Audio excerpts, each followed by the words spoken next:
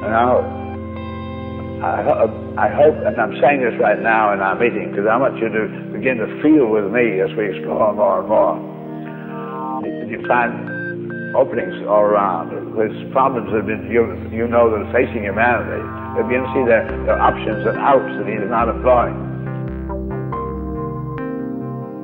And you begin to add up those options and outs that he's not employing, you suddenly discover it's highly feasible to take care of all humanity, the highest standard anyone's ever known. And I know, and this is when I'm talking about big patterns, little man on our planet, not working on cosmic accounting, having started naked, helpless, ignorant, finding his way by trial now, is still at a level, sort of average error of viewpoint, which is perfectly logical. There's no bad or good man in it. You can't get anywhere you're thinking if you have to impute malevolence to individuals and so forth. I find then that it is still assumed by humanity as self-evident that there's nowhere nearly enough life support to go around. So people are always worrying about that population of people are ends, worrying about all this other thing coming around to jeopardize their peaceful stability or enjoyment of their advantage. We have then, because of the working assumption there's nowhere nearly enough to go around, this is why we have politics. Hi everyone, welcome to the July 3rd Zeitgeist Movement Global Radio Podcast. I'll be your host today. My name is Jason Lord, coming from Los Angeles, California. I'm the California chapter coordinator for the Zeitgeist Movement. Today I'd like to expand upon some of the topics that Brandon Christie spoke about last week, who's our Los Angeles chapter coordinator, and also on a few other aspects of the movement, especially when it comes to volunteering, what it means to be a volunteer, and how you associate to the movement.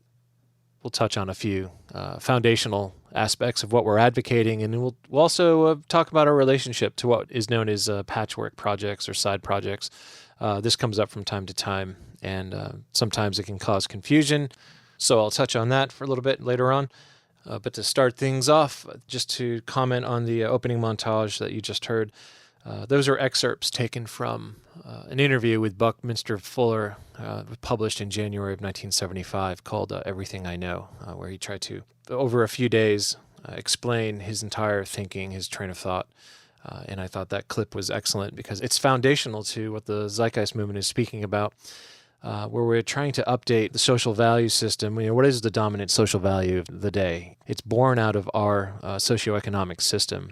We have a structure of economics that we call a monetary system, our market economy. It's referred to as the free market, and that is our method of accomplishing tasks and getting things done in society.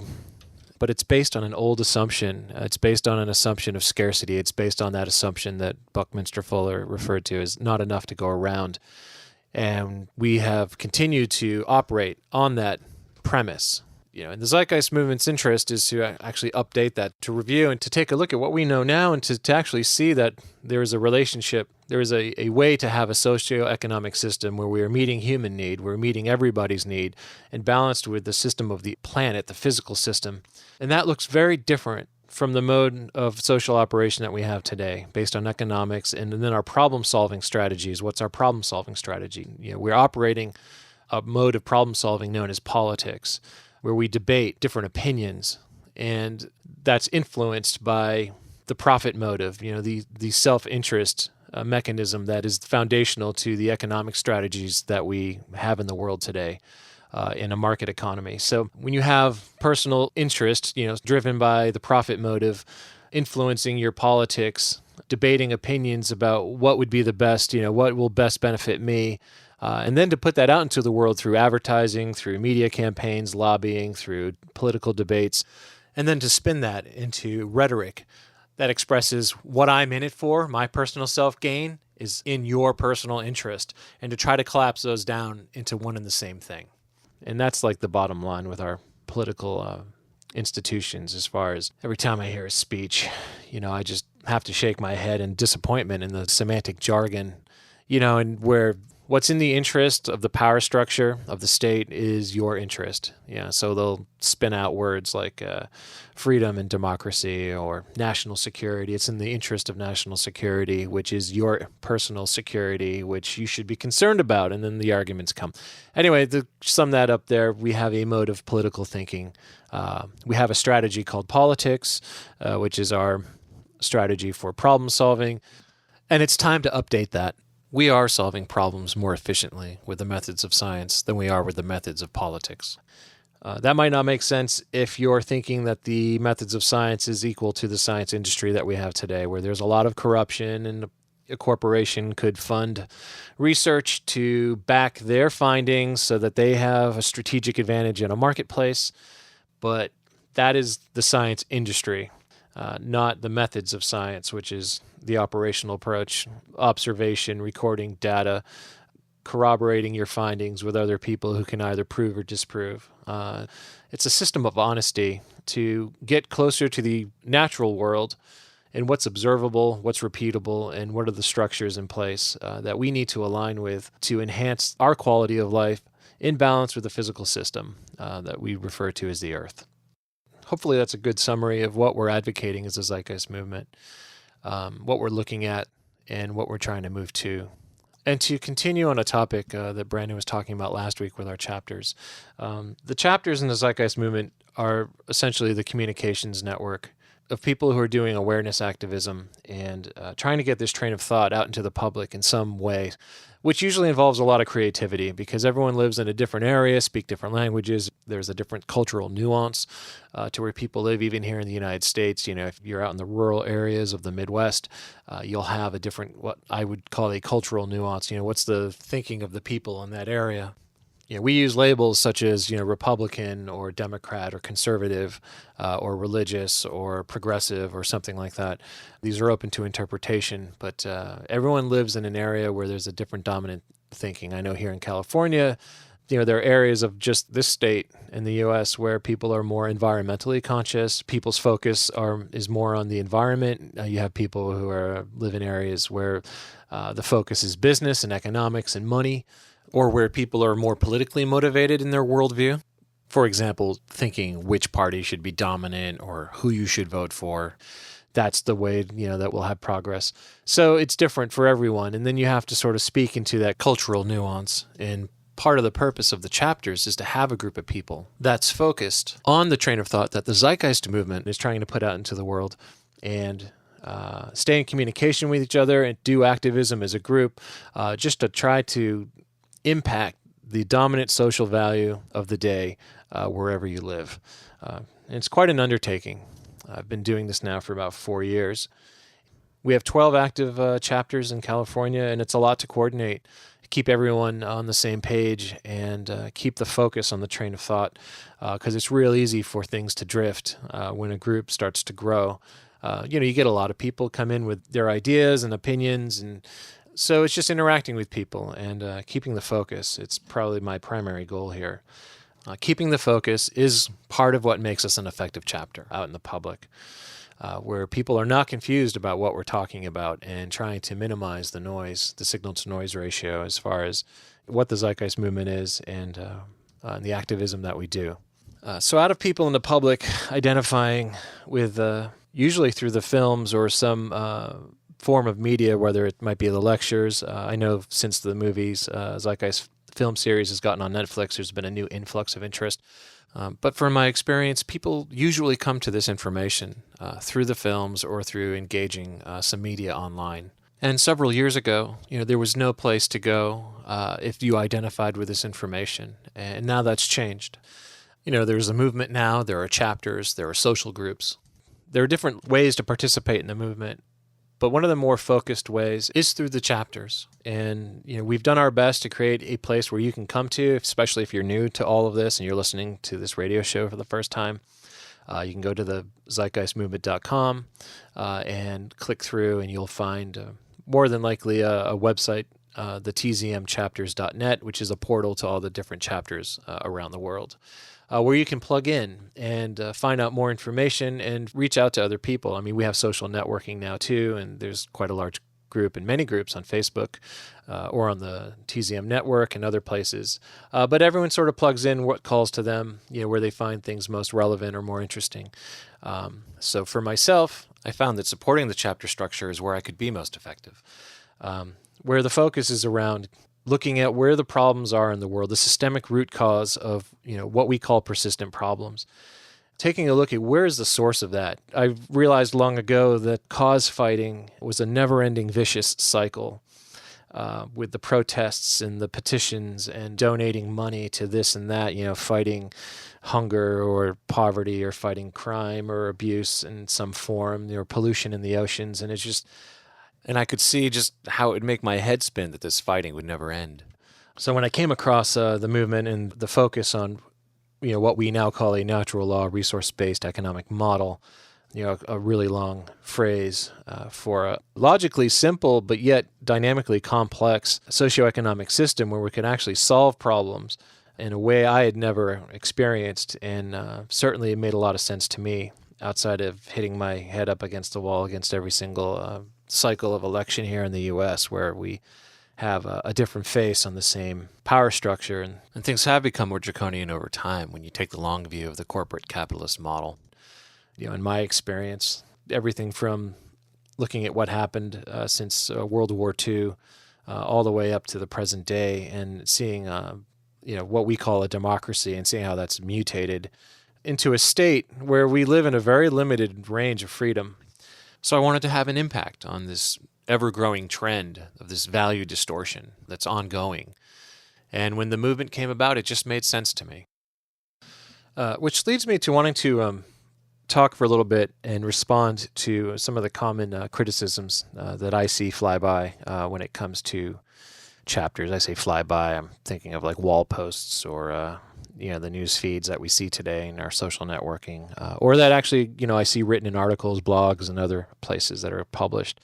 One of the more common, subtle, and disingenuous critiques of the movement is that we're not doing enough or we're not doing anything. So, if you hear this rhetoric out there, and it's ongoing, I mean, this is old rhetoric for me, but for someone who's just coming to the movement, you might actually come across this in an article or something for the first time. If you see such things phrased in a way where the chapter is not doing anything or the movement's not doing anything or we're not doing enough, I'd like to put that into your listening, that when you hear these things or read these things, that you take a moment to pause and examine what it is that's being said, read between the lines here. It's a common way people start arguments to advocate something else. When I say something else, is like, there's a very extensive and growing orientation guide that you can download from any of the chapter sites online today, starting with the zeitgeistmovement.com. I keep it on the homepage of the California site on zmca.org. Between that and the films and all the lectures and the Z-Days that we've done on the Zeitgeist Movement's YouTube channel, you can see a whole day's worth of lectures. It's almost like our own TEDx talk. This March in 2013, the playlist is on there.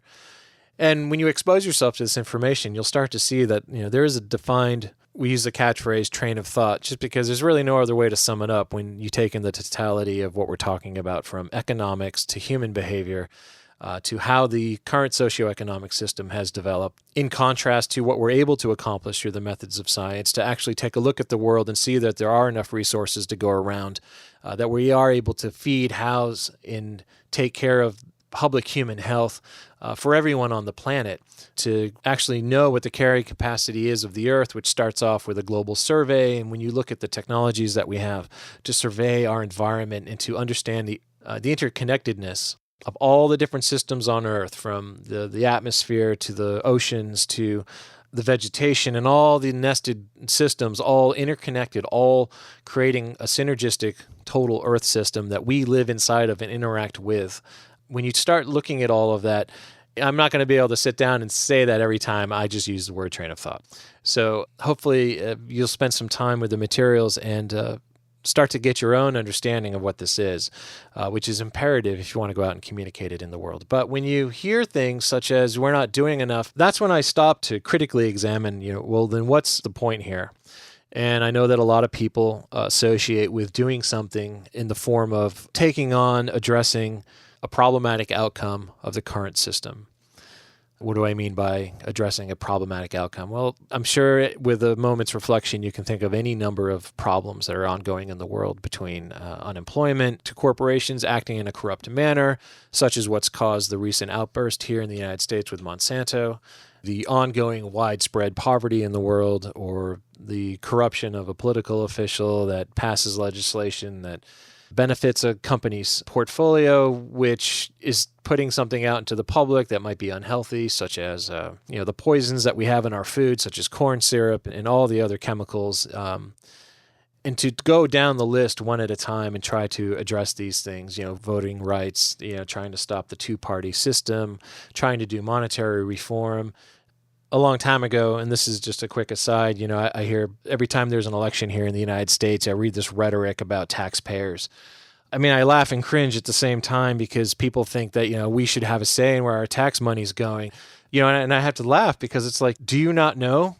Do you not know that you have absolutely no say where your tax money goes? Your federal taxes in the United States since 1984, goes to one place and one place only. And that is to service the interest on the national debt of the United States, this multi-trillion-dollar deficit that we operate on, this fictitious bubble of monetary debt, and it has no relationship to the physical world whatsoever. Since 1984, the Grace Commission report, you can go and look it up, 100% of all federal income taxes goes to pay interest to the central bank that we call the Federal Reserve, which is not a federal institution.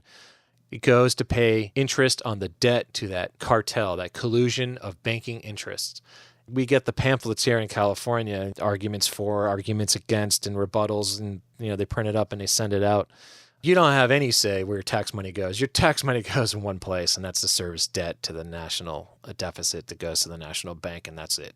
So the arguments are actually invalid. They're actually not making the connection to the establishment in which they live, and they're operating on the assumption of some sort of assumed freedom that we're supposed to have through this mechanism of voting. And I'm sorry to say it, but it's outdated, it's inefficient, it doesn't keep up with our capabilities, and it's certainly not keeping up with our ability to consume ourselves into an environmental disaster. So something needs to change, and this is where the biosocial pressures come in. This is where things not working for too many people starts to cause unrest. It has people reassessing who they are, what they associate with, and their relationship to their community and to the environment around them, and what would be better. And they start asking new questions. But unfortunately, by the time you let a biosocial pressure influence your interest, to make you uncomfortable enough to take a look at the world around you, your problem is already in place. And there's no easy way to transition from the problem to something that would be what we would call a solution. It's going to be a bumpy ride as we experience coming up against physical system limits. And then you have old traditional thinking on top of it, that we can keep growing this consumption model for the sake of GDP. At some point, something's going to give. And by the time people are influenced by a social pressure or a biological or environmental pressure, the problem's already past the point of easy solution. So this is where the movement comes in. This is where the train of thought comes in. This is where the chapters come in, what we're focused on and why, and what our motivations are, based on the understanding that everything is connected. Our problems are our system outcomes. They're latent behaviors that are built in to the way we have structured our socioeconomic system. Time to address this stuff. So when people come at me, or if I read how, we're not credible, we're not doing enough, it's like, what else do you think we should be doing? We're doing the most fundamental, important thing, which is seeing the connectedness of the entire system, a systems approach, systems theory, seeing how we're interconnected species with the systems around us, both psychological and environmental. The cultural value system of the day does not regard a root cause systemic view of the social problems. And the Zeitgeist Movement acknowledges this. And this is a fundamental difference between most cause-fighting, single-focused forms of patchwork and protest that go on in the world, and what the Zeitgeist Movement is trying to get people to understand. So that's a fundamental difference right there. And now some people can keep it separate. I can go volunteer and feed the homeless and the people who are hungry and not confuse that with a global economic structure where everybody's needs are met.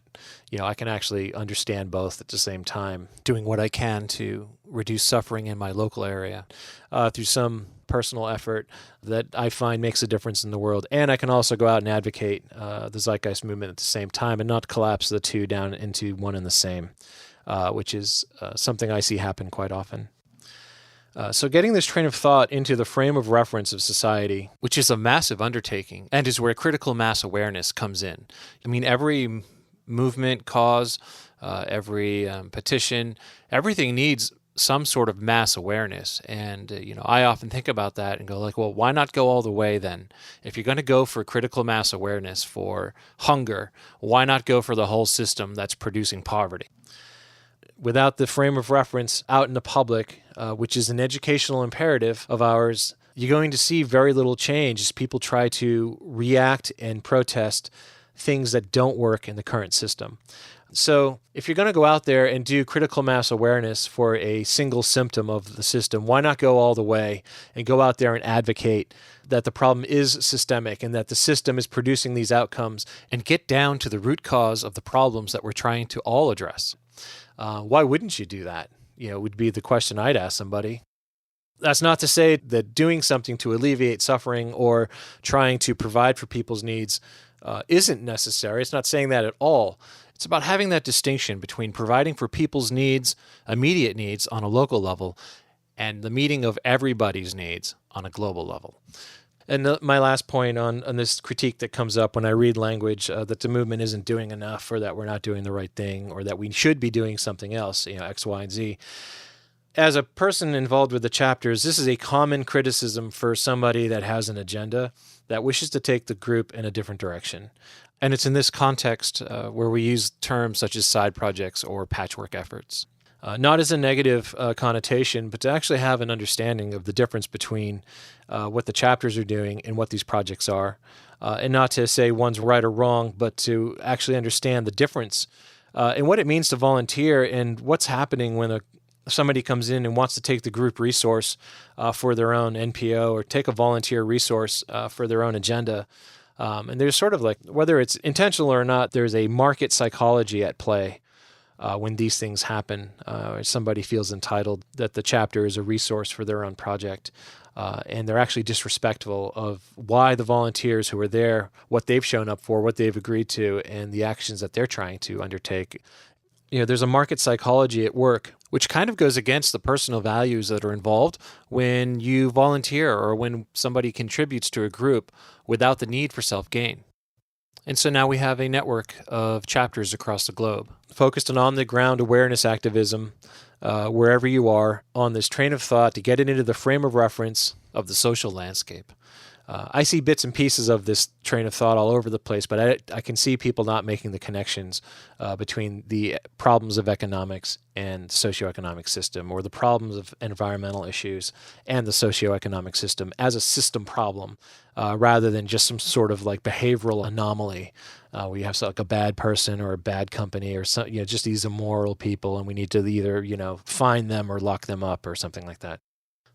I know here locally with the chapter I participate in my region with the LA chapter, we have quite a few folks that, want to do something in their community in addition to the awareness activism. And we're really doing our best to accommodate that through people who may want to do a transitional projects. They might have a community garden or want to have a book library, share educational resources. And things like that. Because some of the materials that we wish to share or the educational materials that we refer to aren't always available at the local library. So, you could get a copy of a book and then share that with the chapter membership. We have a way of incorporating these things into the group without losing sight of the fact that, if you want to grow food and have a garden, that the chapter is not about the garden. And when the focus and time and all the energy it takes to make a calendar of events and get the skills together from the group and everything it takes becomes all about the side project itself, then you've lost sight of the train of thought and reduced it down into a single symptom. As far as people who identify with the movement and associate with it, there are multiple ways to associate with the Zeitgeist Movement. You can be a casual supporter. You could be what we call an advocate. You're out there on your own advocating this stuff. There's many people who do. You could call yourself a member of the Zeitgeist Movement.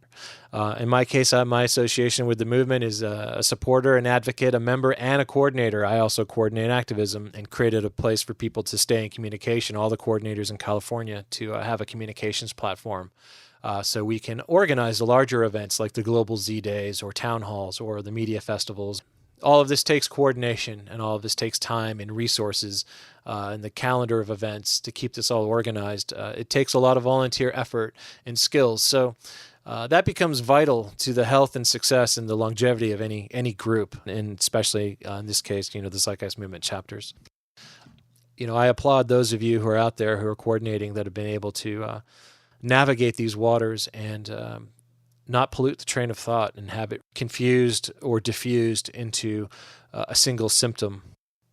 So to take all of this and put it into some sort of context as far as real world impacts and what we're talking about with the system and how is this playing out in the real world, I'm just picking an article that I found. And this is completely random, but it's on the topic of unemployment, which is one of the motivating biosocial stresses that it continues to rise as we technologically unemploy ourselves out of a labor for income strategy, because we are finding that we have to implement efficiency through the form of automation that replaces that human labor because of the economic variable of cost efficiency, which is required for people to keep lowering their costs to stay competitive, which creates this vicious cycle of, especially in the technological age that we are in, to automate jobs, basically. There's a point at which it becomes easier to outsource your labor to somewhere where you can exploit people, where there's no laws in place,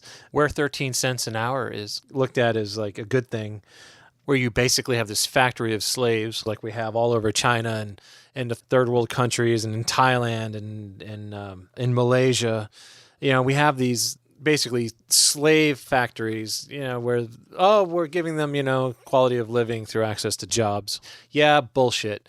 You set up a structure of modern day slavery, where you exploit these people to death, treat them as machines. And then at some point it becomes more economical to just fucking turn them into machines, literally, and replace them with automated labor, through machine automation, which doesn't need bathroom breaks, food, or health benefits. So, we have this going on in the world. So I looked around and I came across an article about North Carolina, where about 70,000 long-term unemployed people in the state of North Carolina are slated to lose their unemployment benefits completely as of July 1st, unless something else changes in the next few days. But as of right now, they want to push through a law that will actually kick 70,000 people off.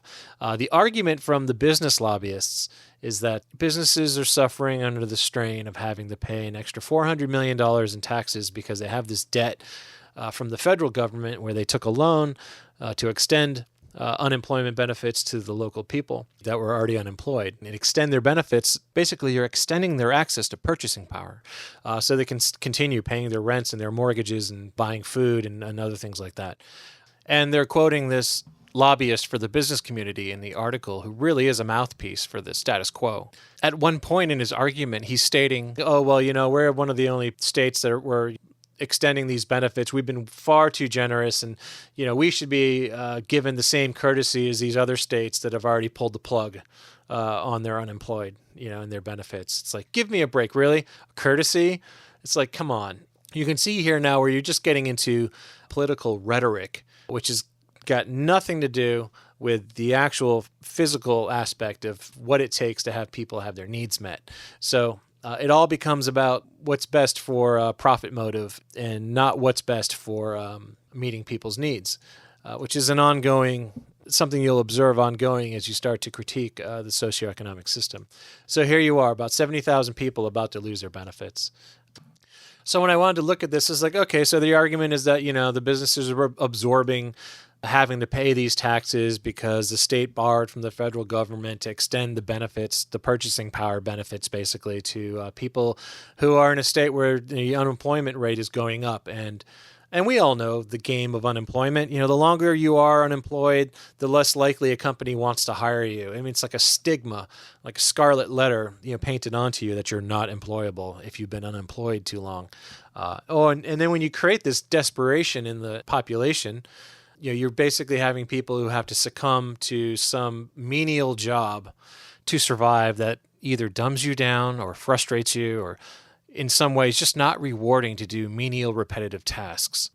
And you'll hear this rhetoric around jobs. And, oh, look, we're creating jobs for you. And it's up to you to go out into the marketplace and compete for those jobs, creating an every person out for themselves mentality, ignoring the neuroses that gets born out of that. And there's corruption. And on top of that, you have the neglect of large portions of the society. And this inequality, we ignore the problems that this creates. So when I looked at the lobbyists' argument about the businesses of the state should have the same courtesy as the other states that have already pulled the plug on this whole extended unemployment benefits beyond the original amount of time. And I had to look at this rhetoric, and I was like, well, you know what? Let's take a look. Let's take a look at North Carolina's businesses. These people who are crying poor, it's too expensive.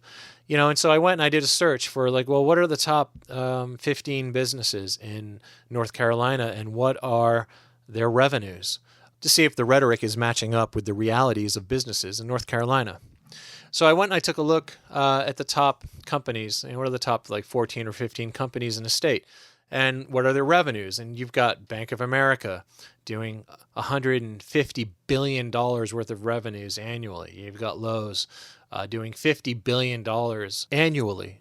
And you have these energy companies, a lot of them, doing between $5 billion to $50 billion of revenue annually.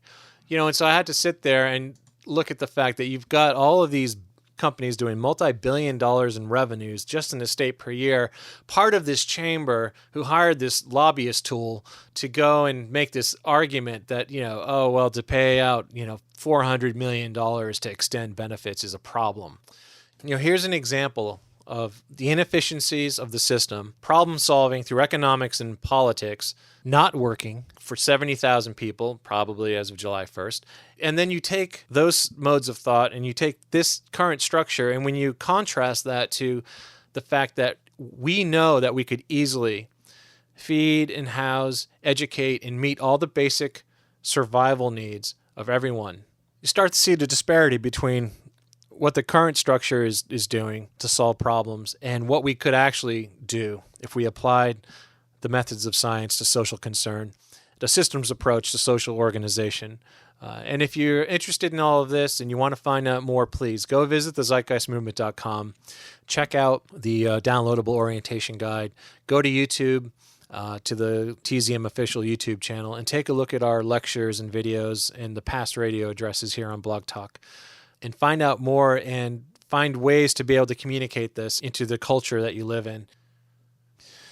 So I'd like to close out the podcast today by reading something from a book that's been highly influential in my thinking, both from the standpoint of seeing the system and the problems produced by the system, but also seeing the possibility that when we actually take on a systems approach, what the possibilities are in creating well-being, in creating an abundance for the world's population, and actually being able to have a higher standard of living and seeing a reduction in all of the ongoing problems that we just view as just the way it is because they've been around for so long. So the possibility of what we can actually do, what we can actually accomplish right now becomes tremendous by taking on this view. So I'll just share this, and this is an excerpt from a book called Thinking in Systems by Donella H. Meadows. To quote, hunger, poverty, environmental degradation, economic instability, unemployment, chronic disease, drug addiction, and war persist in spite of the analytical ability and the technical brilliance that have been directed towards eradicating them. No one deliberately creates those problems. No one wants them to persist, but they persist nonetheless. That is because they are intrinsically system problems, undesirable behaviors characteristic of the system structures that produce them.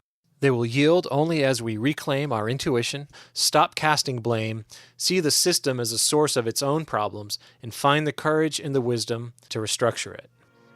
So thank you for listening to this week's broadcast of the Zeitgeist Movement's global radio show. My name is Jason Lord. I've been your host today, and I will be back soon And I would like to thank everyone who's out there doing whatever they can to make the movement's voice heard around the world. Thank you. And as a little treat for all of those who listened to the end today, a little sneak preview of a mix of Team Illuminati from the 2012 Zeitgeist Media Festival. Buried in the sky, for all the world to see. No one looks that high, hidden in your mind, a little golden key opens up a blind, a tiny sound from deep below the open ground is reaching out. It lives between the lines inside of me. Sometimes I let it shout. See it in your eyes beneath this veil of doubt. We are the one we're searching for. We are the key. We are the door. We are the endless shore. I know we are.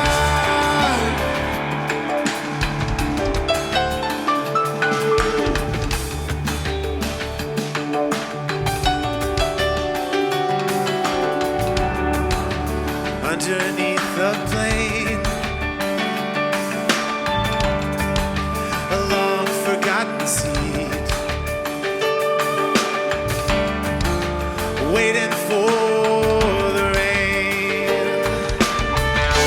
Tiny sound from deep below the open ground is gaining steam that lives between the lines inside of me.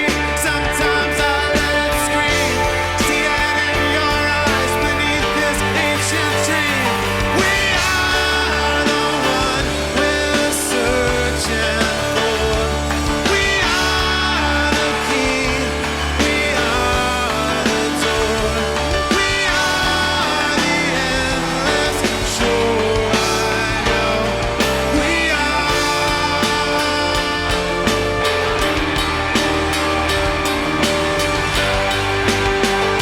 Do you remember?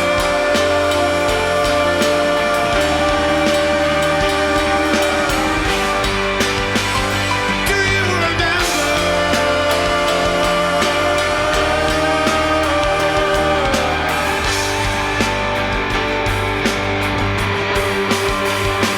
We are the one we're searching for.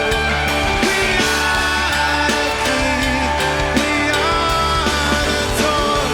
We are the endless shore. I know we are the only reason why. We are the truth.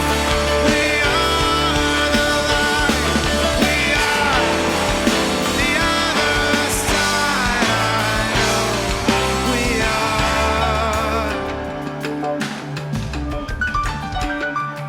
Jesse Freeman on bass. Aaron Steinberg on guitar.